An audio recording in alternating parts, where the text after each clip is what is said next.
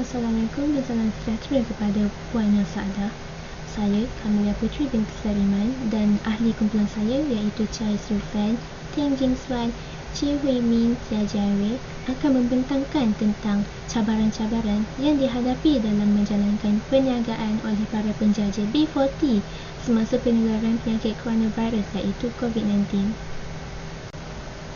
Penyakit coronavirus atau dikenali sebagai COVID-19 telah menjadi tragedi manusia dan kecemasan global yang menjejaskan berbilion orang di seluruh dunia dengan kematian wabak itu.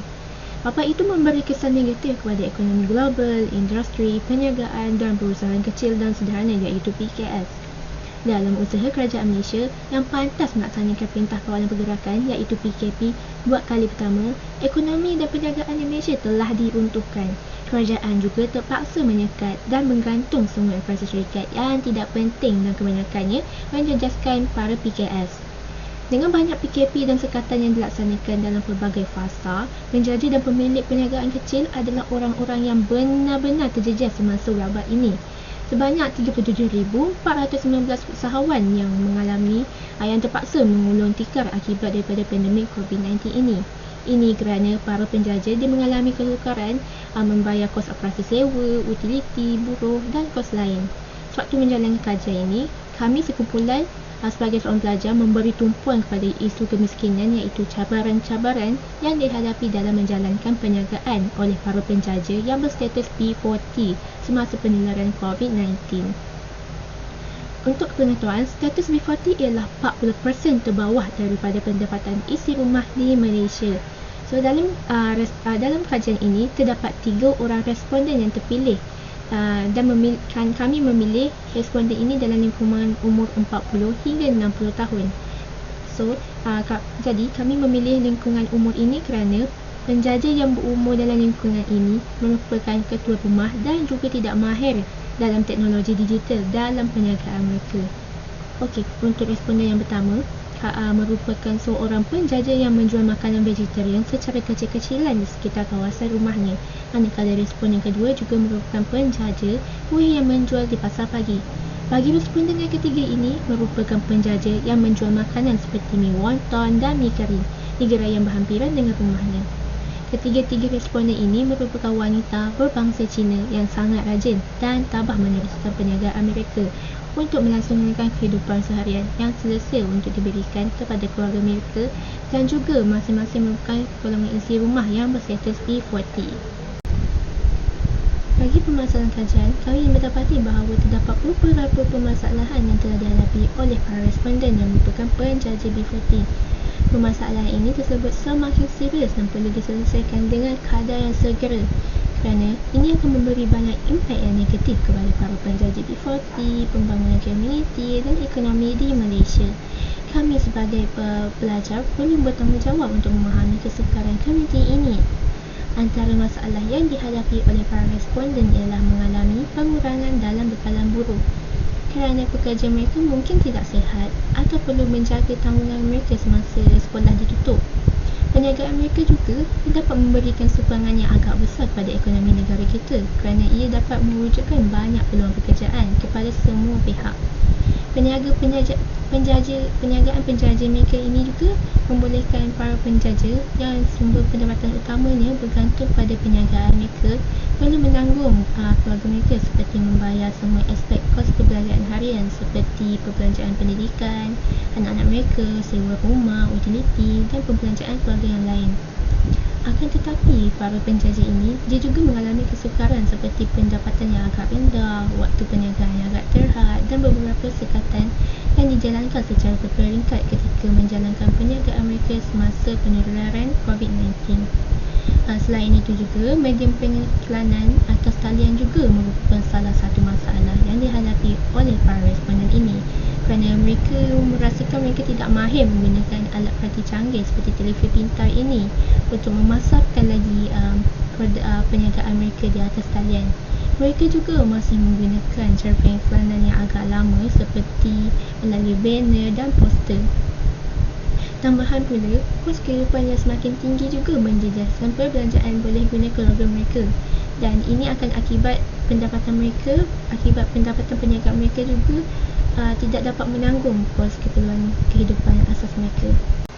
Terdapat 3 objektif kajian dalam projek ini, iaitu mengenal pasti cabaran-cabaran yang dihadapi oleh penjajah-penjajah B40 dalam menjalankan perniagaan mereka semasa pandemik COVID-19. Yang kedua ialah mengenal pasti jenis-jenis bantuan yang dapat memulihkan dan menambah baik perniagaan penjajah-penjajah B40 akibat pandemik COVID-19. Yang ketiga ialah memberi kesedaran kepada penjajah B40 supaya dapat menggunakan teknologi digital untuk menjalankan dan mempromosikan perniagaan mereka. Salam sejahtera, nama saya Cik Min, metode nombor 271917. Saya akan terus membentang bahagian 4 iaitu kaedah kajian. Terdapat 4 kaedah kajian yang telah digunakan untuk mengakseskan maklumat dan data daripada ketiga-tiga sasaran kajian. Kaedah kajian yang pertama iaitu kaedah soal selidik. Soal selidik merupakan salah satu kaedah yang penting untuk mengumpulkan data dan maklumat daripada sampel sasaran populasi yang terpilih. Satu borang soal selidik telah dikeluarkan dan diedarkan kepada 3 orang responden dan soalan yang dikemukakan adalah berdasarkan terhadap 3 objektif yang telah ditetapkan oleh penyelidik. Dalam proses temubual, responden telah memberi sepenuh kerjasama untuk menjawab dan menyelesaikan borang soal selidik. Kaedah temubual. Kaedah temubual merupakan satu perbualan dan sesi soal jawab dilangsungkan dengan seseorang dan perbualan ini adalah berkomunikasi secara 2 hala. Dalam kajian ini, penyelidik telah menggunakan temu puas secara formal untuk menjalankan temu duga dengan responden. Perjumpaan ini adalah bertujuan untuk persefahaman yang lebih mendalam terhadap cabaran yang dihadapi oleh 3 orang responden dalam menjalankan perniagaan semasa PKP. Kaedah pemerhatian. Kaedah pemerhatian merupakan satu cara alternatif untuk mengumpulkan maklumat daripada sasaran kajian selain menggunakan kaedah temubual dan soal selidik. Dengan menggunakan kaedah ini, penyelidik berperanan sebagai pemerhati akan memerhati sasaran kajian dalam masa tertentu sepanjang kajian ini. Penyelidik telah menggunakan kaedah pemerhatian dengan melibatkan diri dalam mendapatkan maklumat yang berkaitan penjajah-penjajah B40 dengan konsep turun pandang. Kaedah ini adalah amat sesuai untuk mendapatkan perkembangan perniagaan responden dan mengenal pasti cabaran perniagaan yang dihadapi oleh responden semasa waktu PKP. Kaedah maya.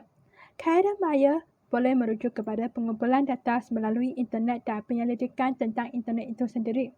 Oleh itu, penyelidik telah membuat rujukan dan kajian dengan menyelari internet untuk mencari maklumat. Beberapa mesyuarat telah diadakan dengan menggunakan aplikasi Google Meet, WhatsApp serta Cisco Webex Meeting bagi menjayakan perbincangan dan perancangan projek antara ahli kumpulan serta menyelesaikan tugasan perkumpulan. Selamat sejahtera semua, nama saya T. Jawe dan nombor metrik adalah 269556.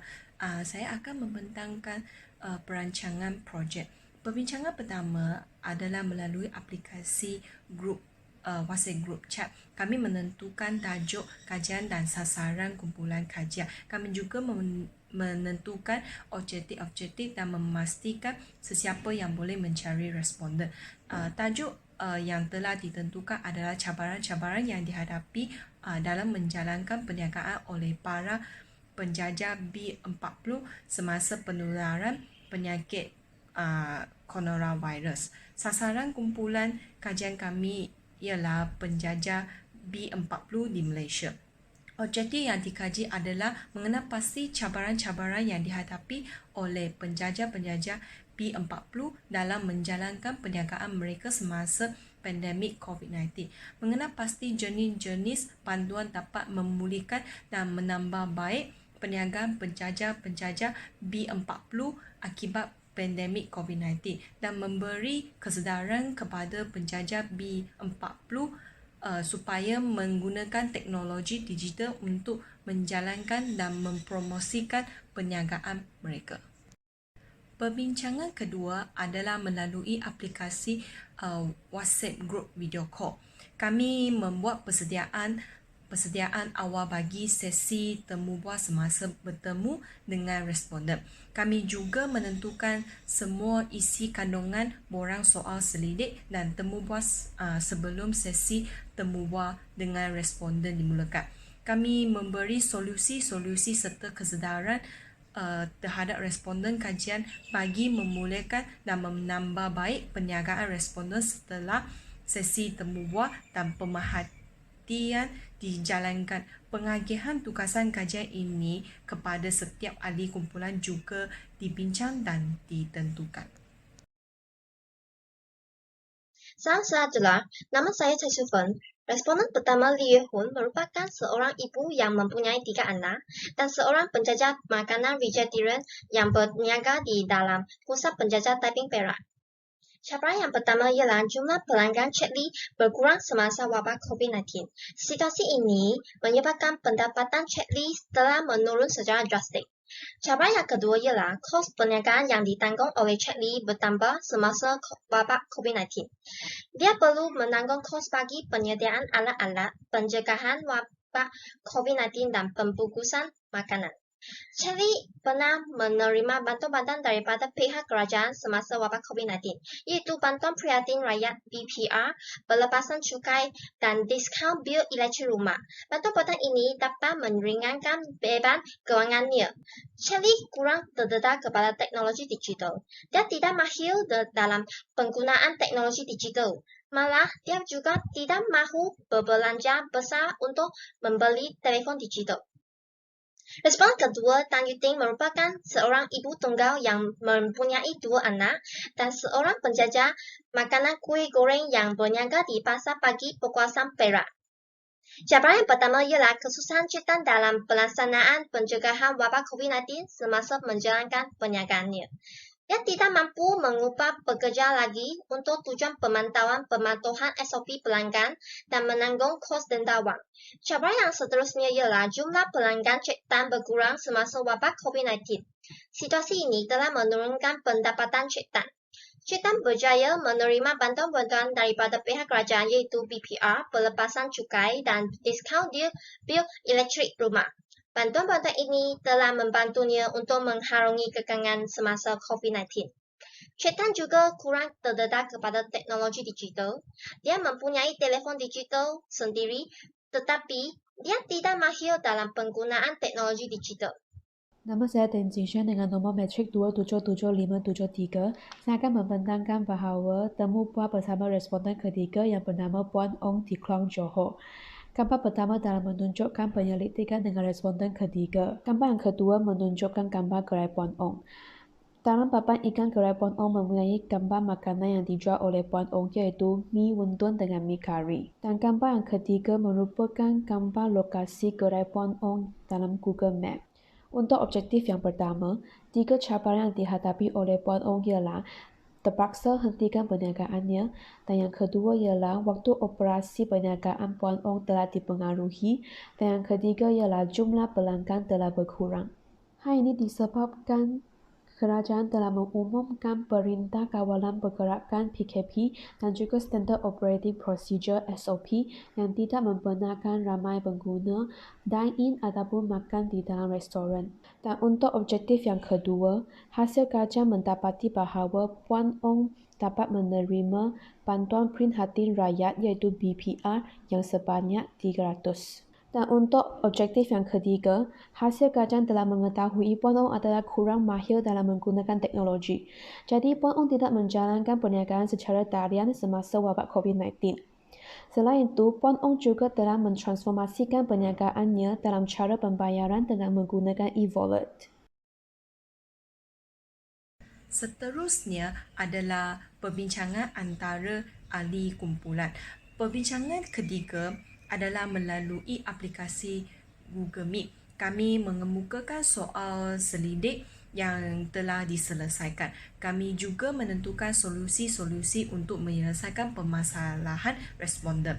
Kami merancang setiap jenis solusi yang boleh memberi manfaat yang besar kepada responden dan juga menyelesaikan masalah responden. Perbincangan keempat adalah melalui aplikasi Webex Costco Meeting. Kami membincang tentang proses pelaksanaan setiap jenis bantuan yang boleh memberi manfaat kepada responden. Kami juga membincang cara melaksanakan projek memberi bantuan kepada responden. Pembahagian tugas tentang pelaksanaan setiap solusi kepada responden. Pembahagian tugasan tentang melakukan portfolio juga dilaksanakan. Dan seterusnya, penyelidik juga menyediakan berbagai solusi yang diperlukan oleh responden. Yang pertama ialah penciptaan akaun sosial media di Facebook. Penyelidik telah mencipta satu Facebook page untuk membantu responden dalam mempromosikan perniagaannya. Penyelidik juga mengajar responden untuk menggunakan WhatsApp menerima tempahan daripada pelanggan. Selain itu, penyelidik juga menunjuk cara menggunakan Facebook dan WhatsApp untuk mempromosikan produk mereka seperti menulis ayat-ayat pemasaran dan muat naik gambar produk yang dapat menarik perhatian pengguna. Penyelidik mencetak dan menghantar menu kertas yang baru kepada Cik Lee untuk memudahkan urusan perniagaannya bahawa menu ini dapat dirujuk olehnya dan pelanggannya. Solusi yang seterusnya adalah penciptaan poster digital. Dalam sesi temu bual yang dijalankan, penyelidik mendapati bahawa salah satu permintaan daripada responden kedua ialah mempunyai satu poster digital yang dapat mempromosikan perniagaannya dalam berbagai jenis sosial media. Jadi, penyelidik telah mengumpul semua maklumat perniagaan daripada responden kedua supaya tidak mempunyai kesalahan dan mencipta poster digital dengan menggunakan aplikasi Canvas. Menurut responden kedua, poster digital yang diciptakan adalah berjaya menarik pelanggan yang baharu. Penyelidik mengajar Cik Tan tentang beberapa kemahiran asas menggunakan teknologi digital untuk menjalankan promosi secara talian seperti proses penambahan gambar dan maklumat perniagaan di akaun Facebook. Semasa menjalankan projek service learning ini, berbagai impak telah diberikan kepada pelajar. Yang pertama ialah sikap tidak putus asa. Sebagai contoh, responden yang ketiga adalah tidak mahir dalam menggunakan teknologi. Walau bagaimanapun, Puan Ong telah meminta tolong daripada anaknya untuk mendaftarkan kod berimpas e-wallet untuk mentransformasikan cara pembayaran perniagaannya kepada e-wallet. Impak yang kedua ialah memahami kepentingan sikap berjimat cermat. Sebagai contohnya, responden pertama iaitu Cik Lee mempunyai amalan menabung. Selain itu, beliau akan berbelanja secara berjimat cermat untuk membayar yuran tuition untuk kedua-dua anak perempuannya. Impak yang ketiga ialah memperkukuhkan sikap bertanggungjawab. Sebagai contohnya, ketiga-tiga responden telah berusaha menjalankan perniagaannya walaupun semasa wabak COVID-19. Hal ini disebabkan kerana mereka telah memikul tanggungjawab sebagai seorang ibu untuk menyara kehidupan mereka dan anak-anak mereka. Selain itu, mereka juga sentiasa mematuhi SOP yang ditetapkan oleh kerajaan. Impak yang keempat adalah memahami kerajinan dan kegigihan. Sebagai contohnya, responden ketiga iaitu Puan Ong berusaha menjalankan perniagaannya walaupun semasa PKP. Hal ini disebabkan kerana beliau perlu mencari sumber pendapatan untuk menyarakan kehidupannya dan juga anak-anak. Melalui projek ini, 3 responden mendapat berbagai jenis solusi, bimbingan dan teknik penyelesaian masalah daripada penyelidik bagi menyelesaikan masalah mereka. Seterusnya, 3 responden mendapat pengalaman yang baru seperti sesi temu bual, pembelajaran kemahiran pemasaran secara talian dan teknologi digital seperti penggunaan teknologi digital asas dan penggunaan aplikasi sosial media. Dengan ini, mereka dapat mempromosikan perniagaan mereka dengan baik. Selain itu, 3 responden dapat menambah baik kemahiran komunikasi secara lisan setelah penamatan sesi temu bual. Dengan itu, mereka boleh berkomunikasi dengan pelanggan mereka dengan baik pada masa yang akan datang. 3 responden juga memperolehi satu peluang untuk membagi kelemahan perniagaan mereka, bahawa mereka berpeluang untuk menyuarakan kelemahan perniagaan mereka dan berbincang solusi-solusi bersama dengan penyelidik. Sebagai keseluruhannya, mereka dapat meningkatkan kualiti reputasi perniagaan dan pendapatan mereka. Kesimpulannya, projek pembelajaran perkhidmatan atau service learning ini merupakan satu pengalaman yang baharu dan bermakna bagi 5 orang pelajar dalam melaksanakan tugasan projek ini. Dengan pantuan-pantuan yang dapat memberi manfaat kepada responden, penyelidik amat berasa gembira dan berpuas hati terhadap sokongan daripada penyelidik telah menerima tindak balas yang bersemangat. Kelima-lima orang pelajar juga menunjukkan sifat persefahaman yang baik antara satu sama lain seperti menerima persepsi orang lain terhadap diri sendiri dengan hati yang terbuka. Penyelidik berharap agar projek Excel ini dapat memberi manfaat kepada sasaran kajian serta penyelidik sendiri. Sekian, terima kasih.